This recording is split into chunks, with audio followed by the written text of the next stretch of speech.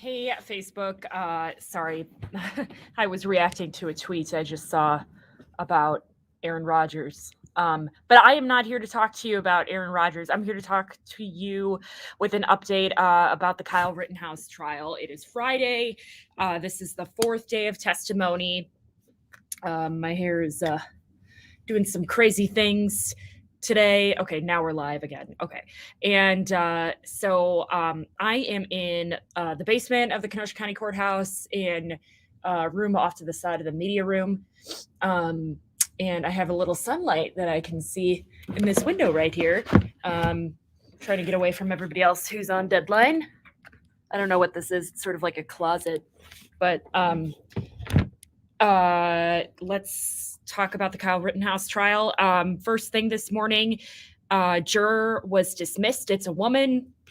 The judge said that she's pregnant and she was having some medical issues, and he said to her, "I hope you feel better," and he dismissed her. So now there's a total of 18 jurors.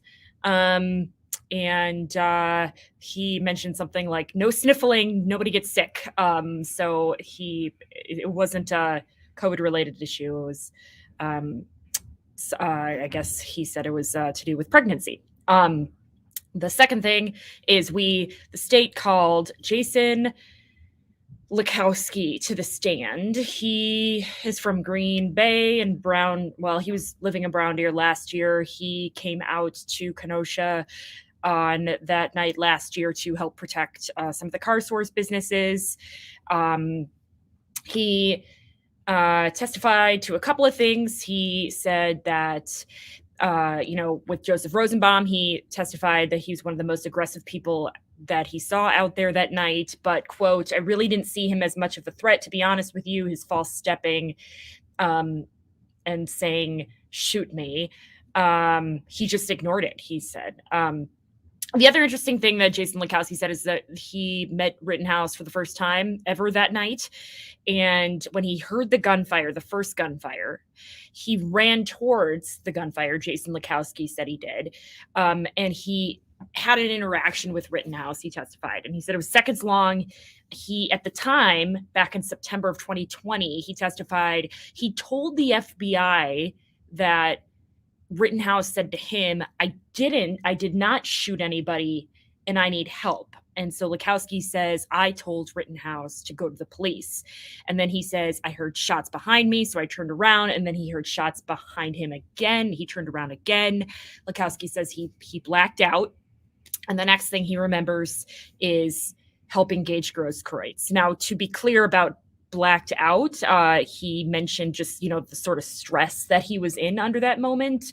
Likowski was not, as far as we know, not injured by any gunfire that night, and he didn't say that. So it wasn't that he fell down or lost hit his head or something. But he went to go help Gage Grosskreutz, and he says he helped redo the tourniquet for Gage Grosskreutz, and then he saw a gun on the ground. It was a Glock. He emptied it and emptied a bullet out of the chamber. And then he was starting to talk with the police. So the other interesting thing about this testimony from Jason Likowski is he testified, in this moment, in that seconds interaction that he had with Kyle Rittenhouse after he heard gunfire. He, at that moment, he said he did not have any reason to believe that the defendant was the shooter. He didn't know until afterwards. In fact, he said that he went up to a group of people. He said he thinks it was reporters, and they were asking questions. And he perceived that this group of people thought Likowski was the shooter. So it kind of just shows the amount of chaos and confusion of that night. Okay, so then next, the state called to the stand Amber Rasmussen. She is a DNA analyst with the Wisconsin State Crime Lab in Milwaukee. And this is for the first time we heard Assistant District Attorney James Krause do direct examination. So he asked her to kind of discuss what her role in the investigation is. She said that she was sent a couple of samples from a gun, and it was they were samples from the trigger, the barrel guard, the pistol grip, and 2 swabs of a magazine. And it was kind of you kind of had to keep track of what exactly she was saying. Is she found DNA consistent with Rittenhouse on the trigger, on the barrel guard, and on the pistol grip and the magazine swabs. There was a mix of DNA, meaning there were 2 profiles.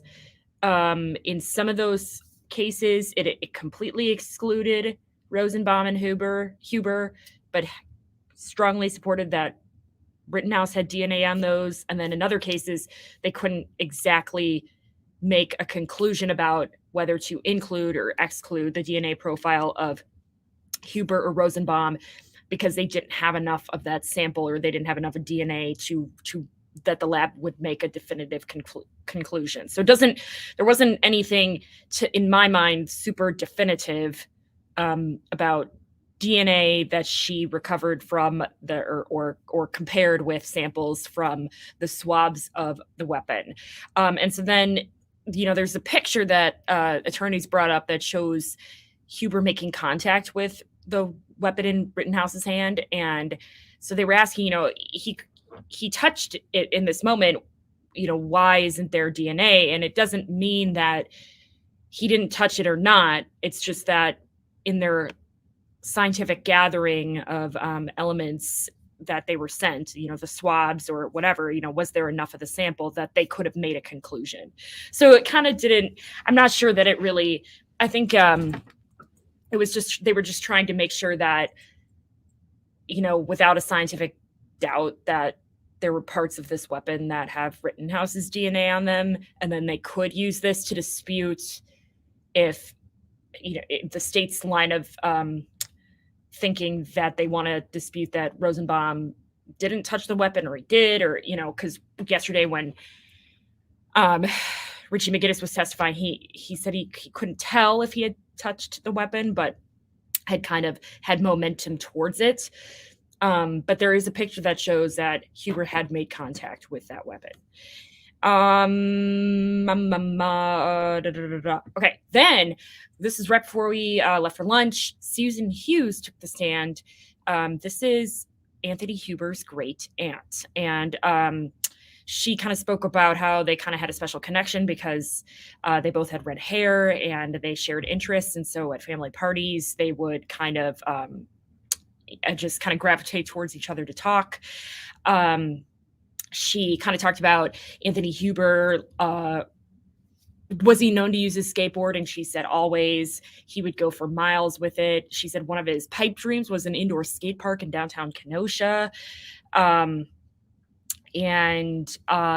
she said that she taught Anthony Huber how to drive, and he had just gotten his license the Friday before the shootings, which I believe she says was his birthday. I'm gonna have to double check. But she said on the afternoon of August 25th, 2020, Anthony and his girlfriend Hannah came by and just to stop by, and they were going to run some errands. And I think Susan Hughes says she gave Anthony money, and so that was the last she saw of him. And then we stopped because Assistant District Attorney James Krause said, did it surprise you that Anthony ran towards Rittenhouse? And then the defense objected to that, and he rephrased the question. He said, had you ever seen Anthony Huber run towards danger? Susan Hughes responded, yes, but the defense objected to it again. The judge sent the jury out for lunch at this point, and then they kind of were discussing this as a group of attorneys. And the defense objects because let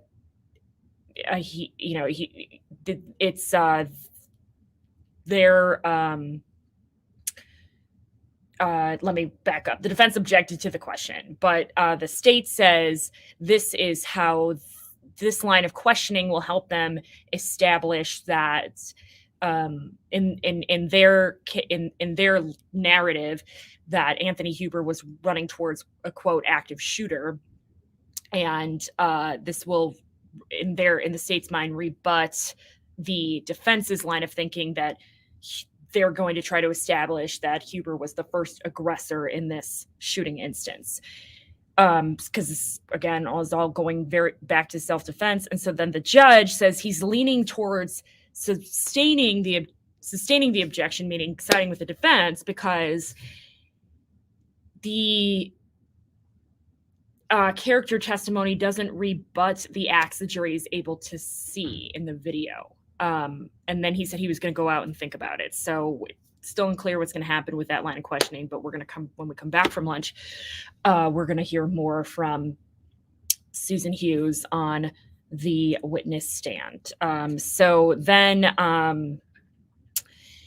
a couple of other just housekeeping updates.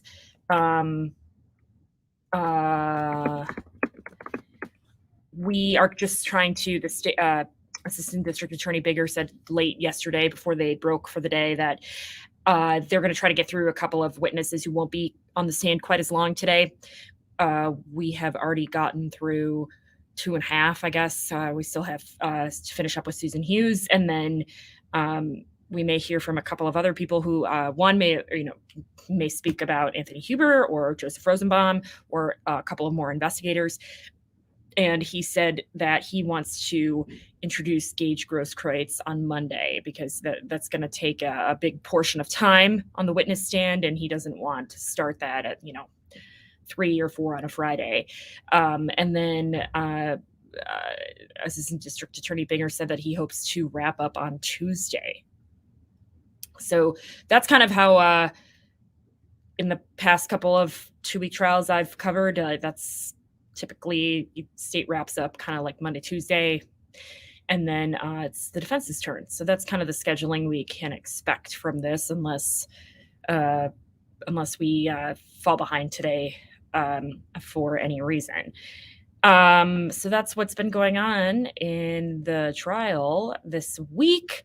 Can't believe it's already been a week, or almost a week, and we'll just have to keep on waiting for what we're expecting for the rest of the afternoon and the rest of next week. And if you have any questions, send them to us, post them here, send them to me on Twitter or email. I'll kind of try to do the best I can to answer, and some of them I don't know the answer to because it's it's an attorney's decision, and we just have to wait and listen. But I think that'll be it. It's 12:30 now, so that means they're calling the jury back in from lunch, and so I better sign off and plug my headphones back into court. So thanks, guys. Have a good weekend.